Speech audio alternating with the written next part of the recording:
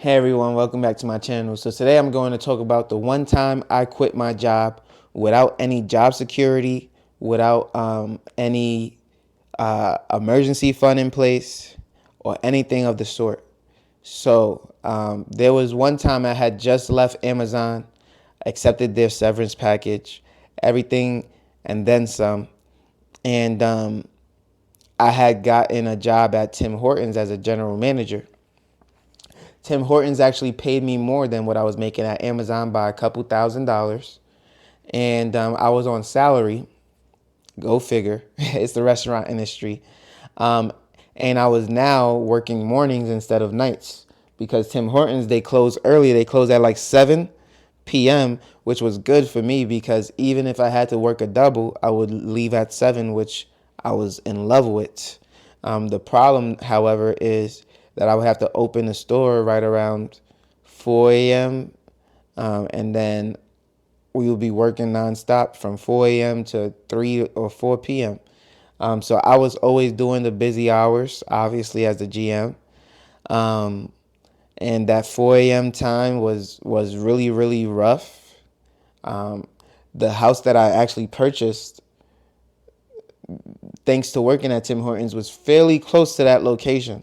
So had I continued to work there, it would have been a piece of cake because it wouldn't even be a 10-minute drive to work. It would probably be like a 7 or 8 minute drive to work. And then a 7 to 8 minute drive back home, which would have been amazing. And another thing that I hated was that the bank for Tim Hortons was so far. Like, why did you choose a bank so far away that I always have to drive that money to a faraway bank? It made no sense. So shout out to Wendy's that offered a little bit more work-life balance. However, I did like the simplicity of Tim Hortons. So I'm not going to say everything was bad. Tim Hortons was very simplistic. It's coffee, and that's it for the most part. If they want some donuts, okay, we'll bag up a couple of donuts.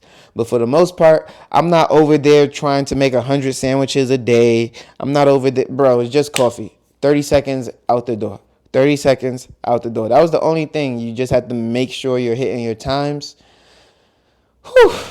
So Tim Hortons was about $12,000 less than what I was making at Wendy's.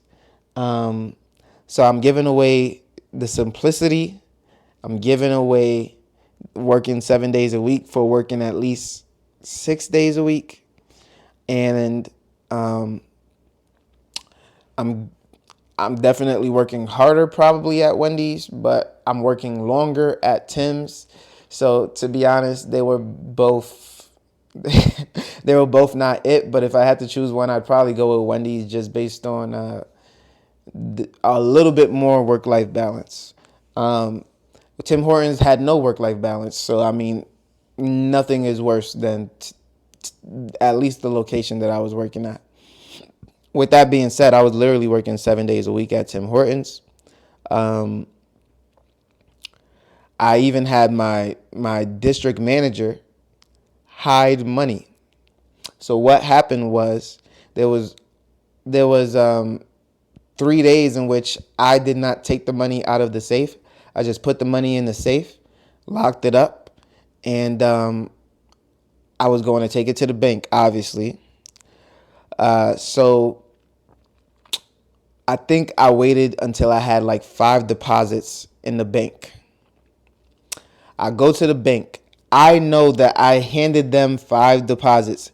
I take out all the checks and I put it on a slip for my district manager to come and see when he comes on his 1 month, whatever, to check all the deposits. And he says, "Hey, Festus, one of your checks are missing." And I'm like, huh? Now, you all know me. I'm all about honor and integrity. So when it comes to money, I'm always going to be on my P's and Q's. You know, I'm not here to play no games. I don't need your, I don't know, what is a deposit at Tim Hortons these days? Like $5,000, $10,000. I don't need that. Okay. I'm depositing that at the bank. It was probably around 5, 6, 7,000. Um, So he's like, "Yeah, you have a deposit missing for like $6,000, $7,000." I'm like, well, let me check the safe. Right? You don't want to just say, hey, you're wrong, you're wrong. Let me check the safe. Let me look up and down.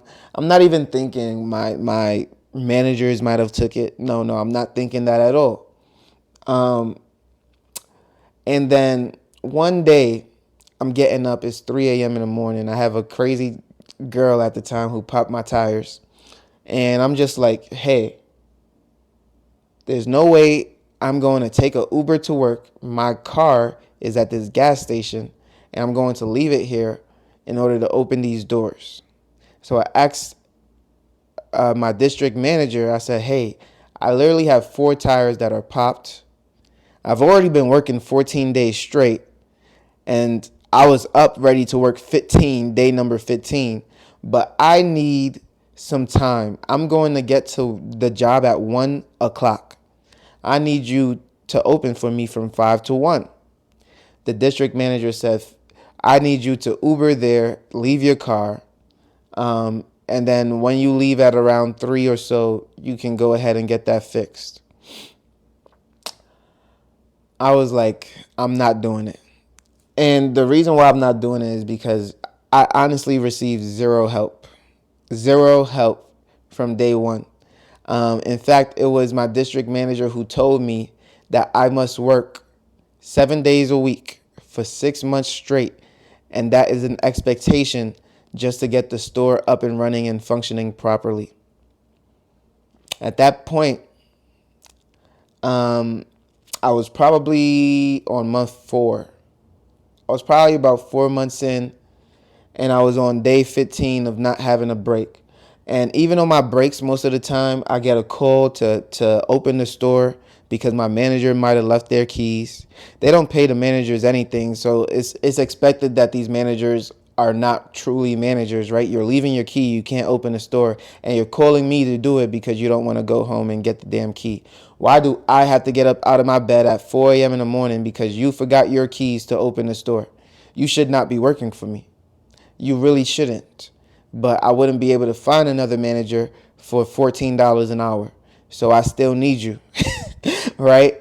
It doesn't make sense. I wouldn't be able to find anybody else who's going to wake up at 4 a.m. in the morning for this job.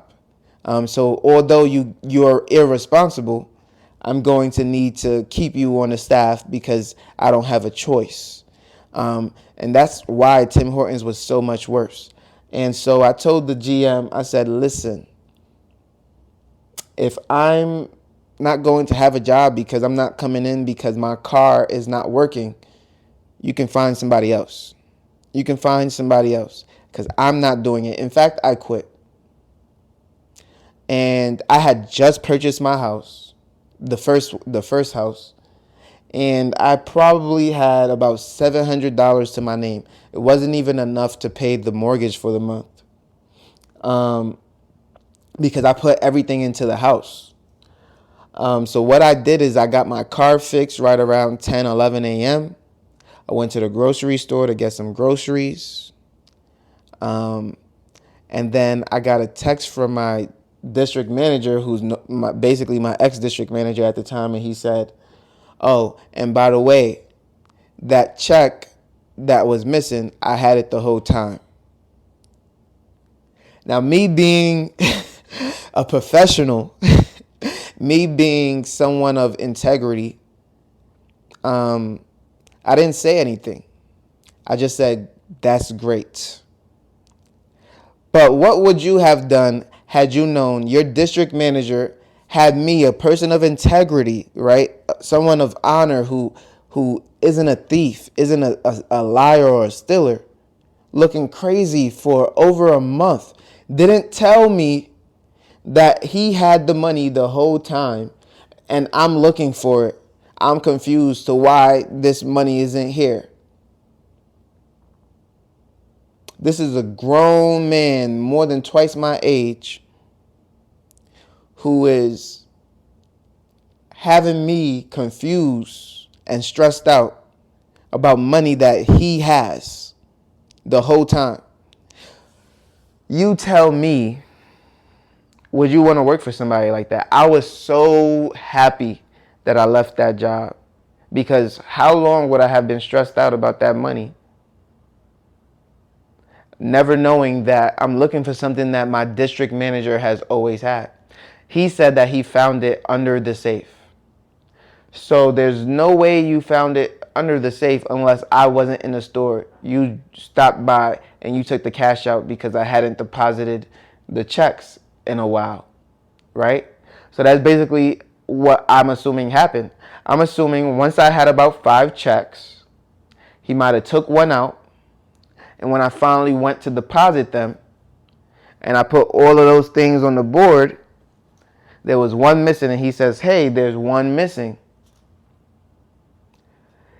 Do you realize that if I had went to my team members, which I probably should have, and I said, "Hey, who stole the money?" Now I'm losing trust with my team. Now I'm looking at them crazy. Now there's even more friction within the workplace, on top of me working 14 days straight. That is insane. Like, you're not making my job easier. You're not showing up to help me. You're not showing up to get things going in the right direction. And then on top of that, you're actually making it harder. As my district manager, you're making it harder. You're stealing money and then asking me where it is. Unbelievable. So that put me at so much ease. I don't think there's not one person that I know who probably had that experience before. And it is just unbelievable what can go down in certain areas. Certain companies will literally try to ruin you.